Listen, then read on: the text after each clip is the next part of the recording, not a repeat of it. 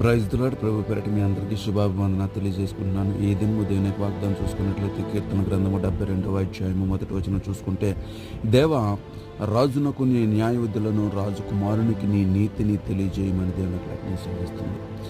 అయితే రాజులకే నీతి న్యాయములు అవసరము అని అనిపిస్తుంది అంటే, మరి ఇవన్నీ సమకూర్చినటువంటి వాడు ఎవడు అంటే మన ప్రభువైన యేసుక్రీస్తు. ఆయన ద్వారానే సమస్తమైనటువంటి న్యాయ విధులను, మంచి చెడులను, ప్రతి విధమైనటువంటి పరిస్థితులు, ఆశీర్వాదాలు, ఐశ్వర్యాలు, ఆరోగ్యము సమస్తం ఆయన యందు క్లుప్తమై ఉన్నాయి. కాబట్టి మనుషులను నమ్ముట కంటే, అధికారులను నమ్ముట కంటే, రాజును నమ్ముట కంటే యెహోవాను ఆశ్రయించు ప్రజలు ధన్యుడు. కాబట్టి ఇక్కడ రాజు దేవుణ్ణి అడుగుతున్నాడు, దేవా నీ రాజులకు న్యాయము విధులను, రాజకుమారునికి నీతిని తెలియజేయి అంటే కృప